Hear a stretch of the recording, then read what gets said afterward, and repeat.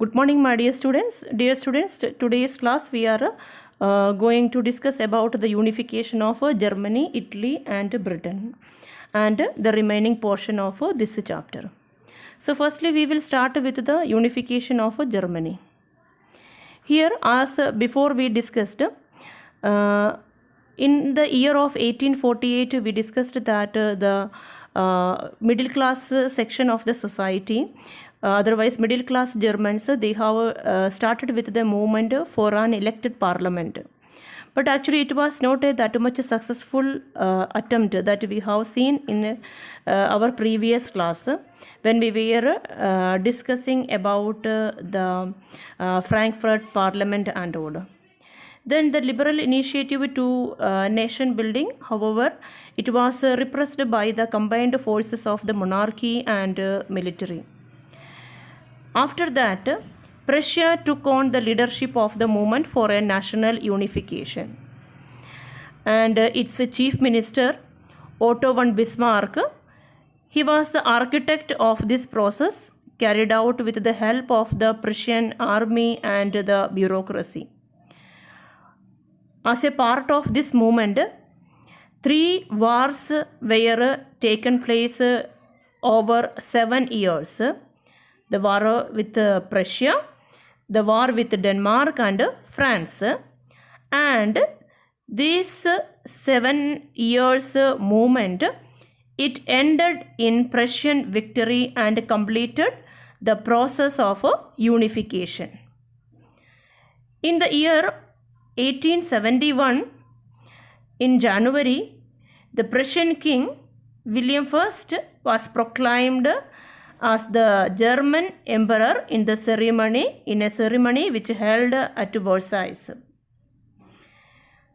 Then, in the year of 1871, January 18th, this meeting comprising the princes of the German states and some of the representatives of the army, important Prussian ministers, all of them including the chief minister. Before we said Otto von Bismarck, we discussed about Otto von Bismarck, who had taken the, who was considered as the architect of this movement. They gathered in this palace of Versailles and proclaimed William I as the emperor of Prussia. Then students, the nation building process in Germany, really it demonstrated the dominance of a Prussian state. Then the new state placed a very strong emphasizing related with the modernizing of the currency, then banking, then legal and judicial systems related with Germany. And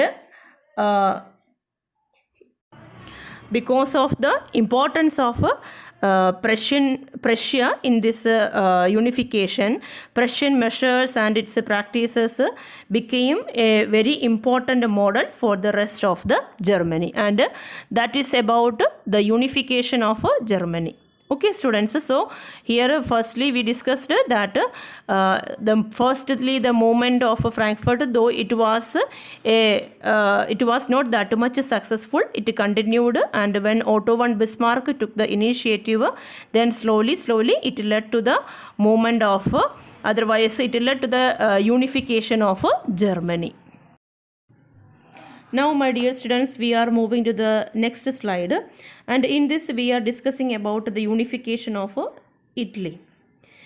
If we are discussing about the picture of Italy in the middle of the 19th century, it was divided into 7 states, and out of this 7 states, only one was ruled by an Italian princely house, that was Sardinia Piedmont.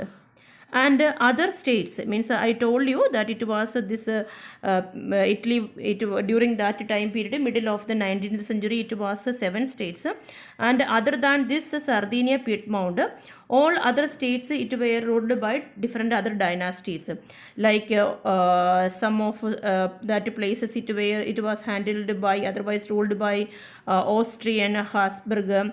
Then the center region of that was central part that was ruled by Pope. Then southern regions that were under the power of the Bourbon kings of the Spain, like that. Then this places, like just now I told you about the 7 states, though this Italian language, it was used by these places, they were having a uniformity in that. It was not exactly the same, but actually they were having their own many regional and local variations. Now the 1830s, see children, previously once we discussed about one revolutionary ruler, Giuseppe Mazzini. He came with the idea of, otherwise the program for unification of Italy, and about the formation of an Italian republic. He started many secret, especially we discussed about 2 important secret societies, you may be remembering. One was that Young Italy, and another one Young Europe, through which he encouraged many younger states to join with these secret societies. Then though actually it was a very initiative or active movement, it was it not reached its success. Then after that we can say that after the failure of these revolutionary uprisings, see slowly the responsibility for the unification of Italy, it came on the shoulder of the ruler of Sardinia, Piedmont, that we said it was the place where the Italian princely state ruled. The ruler of the Sardinia, Piedmont, that is King Victor Emmanuel, he take the responsibility for the unification of the Italian states. Okay, and for that many wars also took place. Then in the eyes of we can say the ruling people, they believed that if a unified Italy we are able to form, it will be giving some chances for the economic as well as the political domination, economic development also, political domination also will take place. So students, what are the points just now we said? We discussed first one, Italy was divided into many states, and 7 states were there mainly, and one place was ruled by the Italian princely house.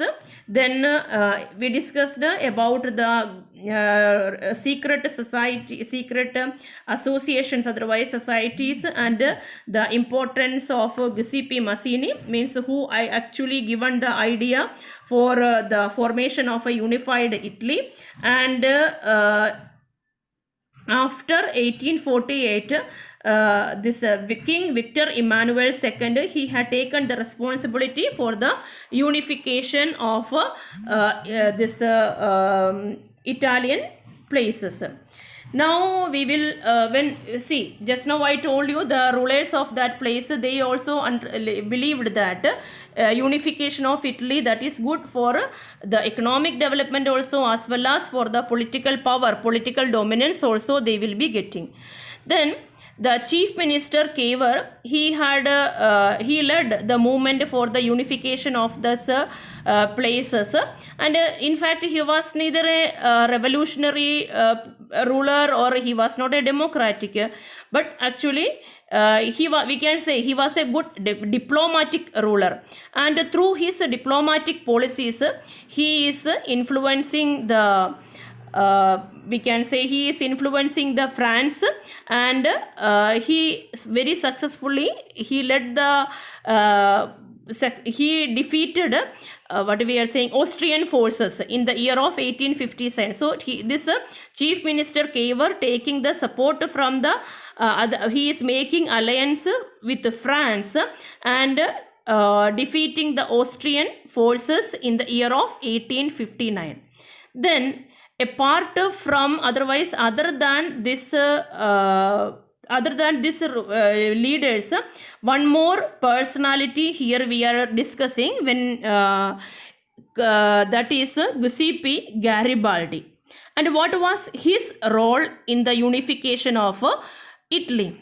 See, other than the regular troops, a large number of armed volunteers organized under the leadership of this revolutionary leader Giuseppe Garibaldi, and they all joined with this voluntarily, willingly they are joining with this movement, because they considered it is their right, and they wanted to join, and unification of their place, that is important. Then all of them, they marched to the southern part of the Italy and the kingdom of the two Sicilies, and with the support of the local peasants of that place, they are driving out the Spanish rulers. There I told you southern regions, before I told you it was under the domination of Bourbon kings, means some of the states of the Italy, there I told you, means only one was under the Italian princely states, and other places was ruled by other rulers, I told you. So southern part, that was ruled by the Bourbon kings of Spain. So here just now what we are discussing, Giuseppe Garibaldi with the support of the volunteers and the local peasants, they drive out the Spanish rulers. And in the year of 1861, Victor Emmanuel II was proclaimed as the king of United Italy. Okay, students.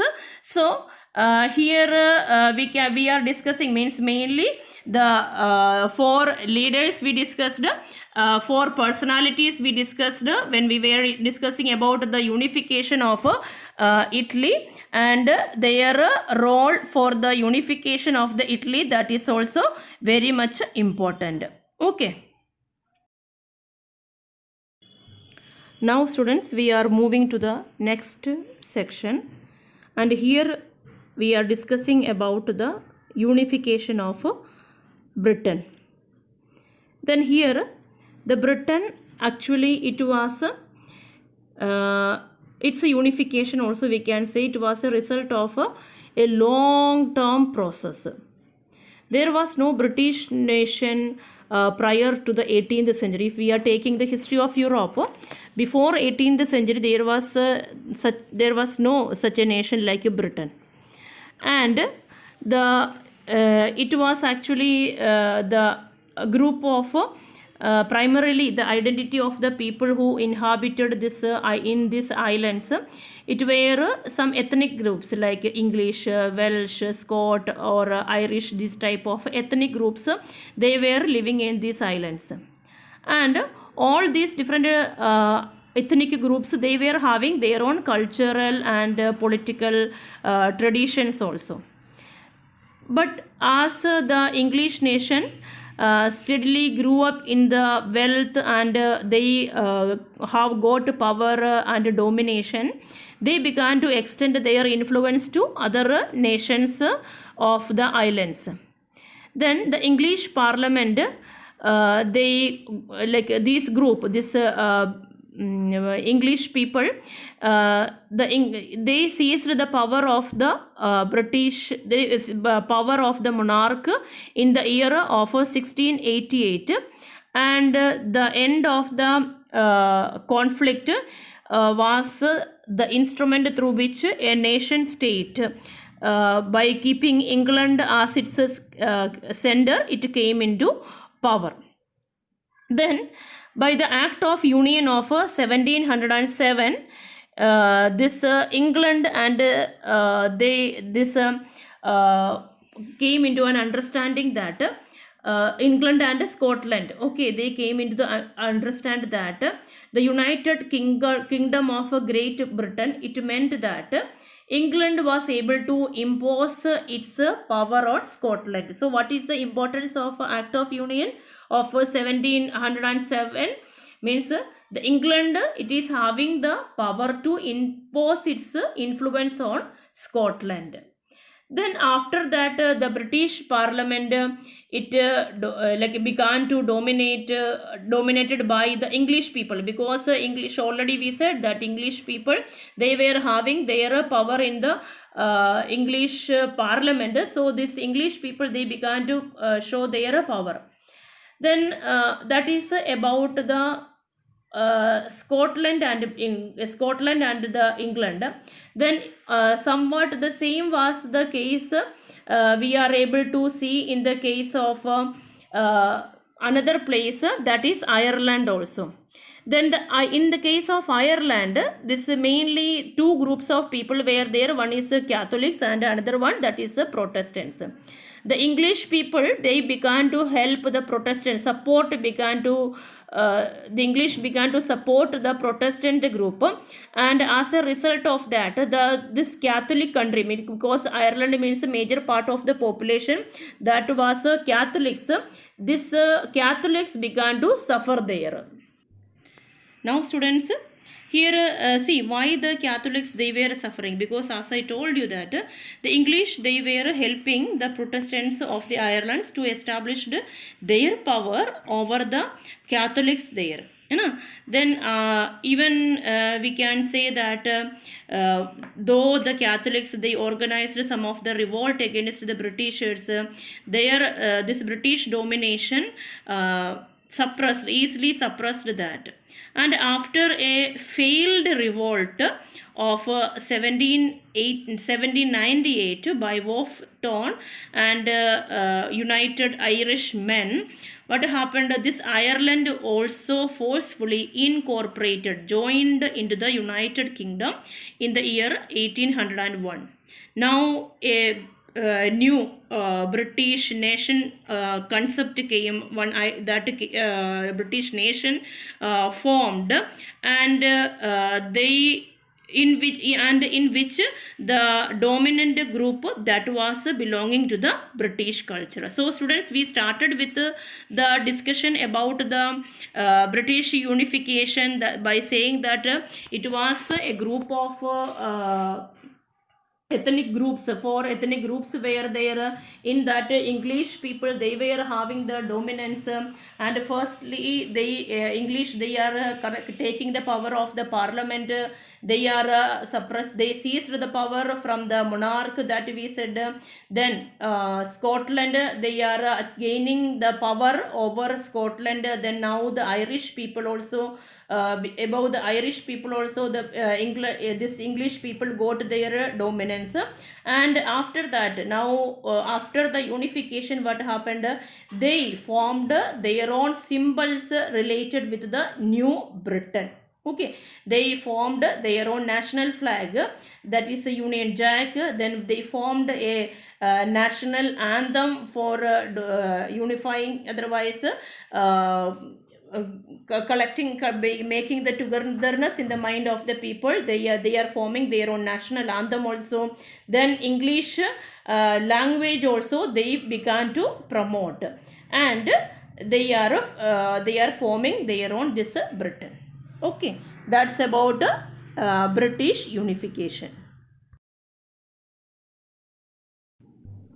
Now students, we are going to discuss about the portion of visualizing the nation, and here we are discussing that see if we wanted to discuss about otherwise represent a ruler, means actually a portrait, otherwise a statue is possible to make.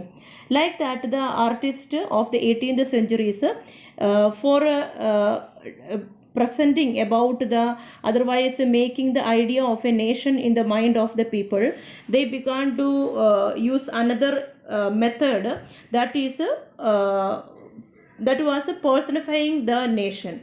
Here, see, when we were discussing about the chapter of nationalism in India, there I told you about the image of Bharat Mata.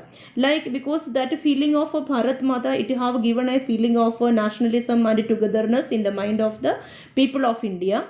Like that, the Europeans, they were also using some of these type of the measures, steps for making that togetherness feeling in the mind of the people. Firstly, for representing their country, they were using they have used the personification of a nation. For that, for this method, when they are presenting the nation in the form of a person, mainly they were using the woman picture, that is known as allegory. Allegory means that one idea, when they are presenting through a person, that stage it is known as allegory. Then see, in the case of French Revolution, they were using the objects, some of the objects, as a symbol for the nation. It may be liberty means a red cap, otherwise a broken chain, such otherwise a woman, blind folded woman carrying a pair of weighing scales, like that. Then in the case of 19th century in France, they were using the allegory of a woman, and her name is Marian. It was an imaginary imaginary, like a personality, that is Marian, a popular Christian name they used. And that was an underlined given idea of a people's nation. Such a type of and see, when we are discussing about her characteristics, there also means a red cap, a tricolor, cockade means a badge, these type of things they were using. Then in the case of Germany, they were having an allegory, and that is known as Germania. And in her visual presentations, Germania, here she was wearing a crown of oak leaves. Oak leaf means that is standing for the heroism. And so children, actually, the simply, if we are saying why the idea of allegory came, because through that allegory they were trying to present a nation, and for the different places they were using their own these type of allegory they were using also. Now students, we are moving to the last part of this chapter, and here we are discussing about the idea of nationalism and imperialism. So imperialism means extending the power through the expansion of territorial power, and when one place that is gaining the political, and one country is gaining the political and economic power of another area, for that we are calling it as imperialism. Then students, the one of the most important, otherwise very serious source of nationalist tension in Europe after 1871, that is known as the Balkans region. Then this Balkans region, it included different ethnic versions comprising modern day Romania, Bulgaria, then Croatia, otherwise Serbia, like that. And here the inhabitants were normally known as Slavs. So Balkans region, that was an important that why we are calling we are discussing about that place, because that was a place of a serious source of nationalistic tension. And the present day, this Romania, Bulgaria, those places known as Balkans, and the people belonging to that locality were known as Slavs. Then students, major part of this Balkan region that was controlled by Ottoman Empire. But as a result of the nationalist and romantic ideas, romanticism, we discussed romanticism,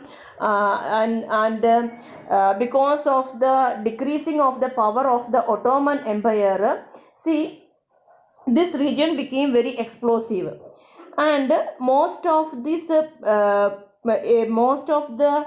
groups belonging to this Balkans region, one by one, they began to declare their independence, and slowly began to separate from other groups. Then what was their claim? They were claiming that once upon a time they all were independent nation, and forcefully they were became under the domination of foreign powers. That was the claim of these people belonging to Balkans, because they were claiming that they required their own independence, because once they enjoyed all this power, independent power, and then as a result of that, means these places, otherwise groups belonging to this Balkans, they began to independent. Now all these groups, see what were their attitude? They were trying to extend their territory, and not only that, now this time the world powers like Russia, Germany, England, they also came and they began to extend their power to this area. Now when this world powers also came, now it became more complicated situation, and it led to the development, otherwise it lead to the stage of First World War. So in the year of 1914, the First World War broke out. But students, the attitude of most of the countries which were colonized by the European powers in the 19th century, they began to oppose the power of imperial domination. And this anti-imperial power, like even in the case of India also, means when these colonies began to raise their sound against the imperial power, it developed the feeling of nationalism everywhere. And all the countries, they began to demand for an independent nation state, and this feeling developed the collective national unity among the people. And we can also say that everywhere the idea of nationalism developed.